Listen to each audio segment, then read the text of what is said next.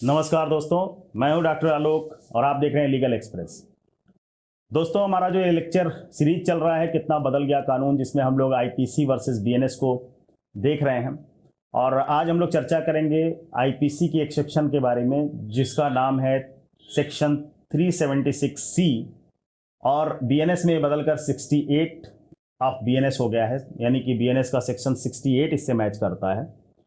इसमें कितने सजा का प्रावधान है, क्या इसकी मेजर टाइटल है, तो टाइटल आपके सामने है, प्राधिकार या लोक सेवक होते हुए किसी स्त्री के साथ सेक्सुअल इंटरकोर्स करना।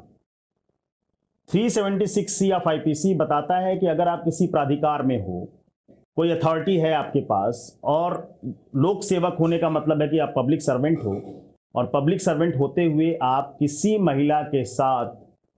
सेक्सुअल इंटरकोर्स करते हो, तो आपको 376 सी ऑफ आईपीसी के तहत आपको सजा दी जाएगी। और अब जो है उसी को बदल दिया गया है और वो 68 ऑफ बीएनएस हो गया है।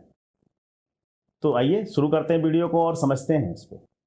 दोस्तों, धारा 376 सी यानी कि 376 ग of IPC Indian penal code बात करती है sexual intercourse by a person in authority.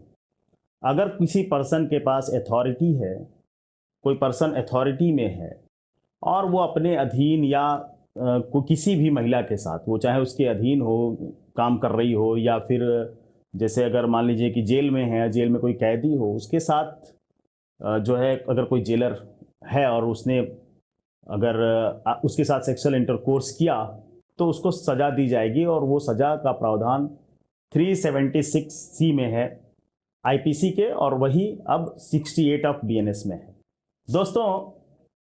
376 of IPC में हु एवर बीइंग, और पहला पॉइंट यह दिया हुआ है, इन अ पोजीशन ऑफ अथॉरिटी और इन अ फ्यूडिशरी रिलेशनशिप। अगर आप किसी ऐसी अथॉरिटी में हैं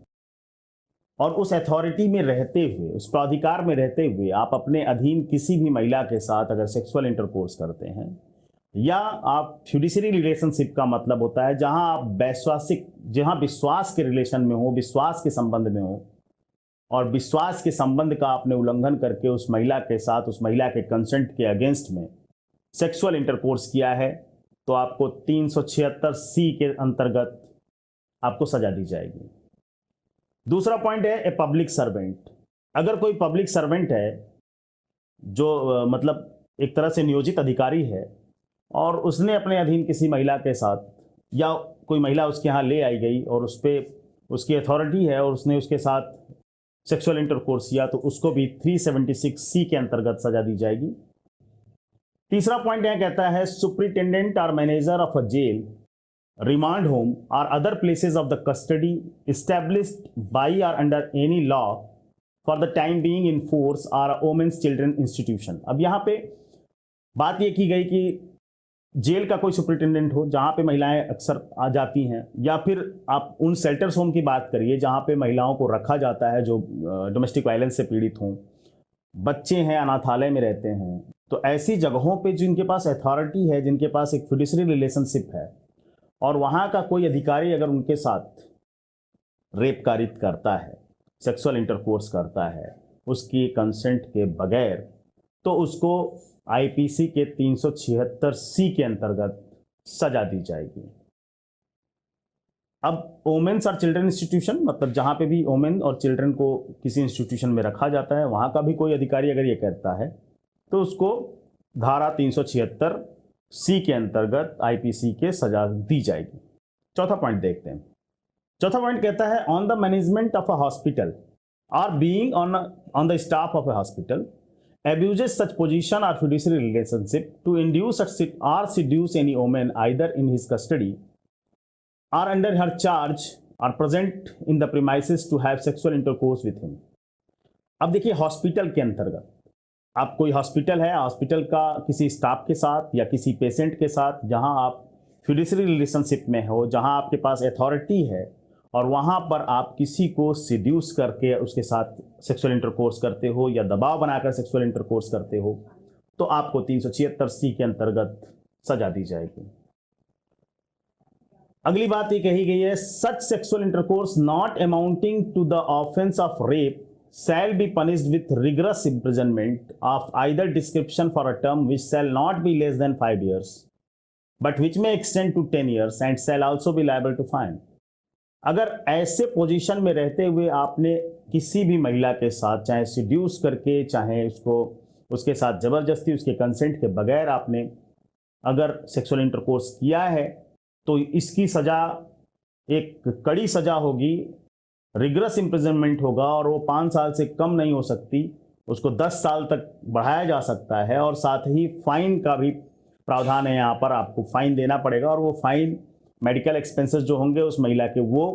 और साथ ही उसके रिहैबिलिटेशन में जो खर्च आएगा वो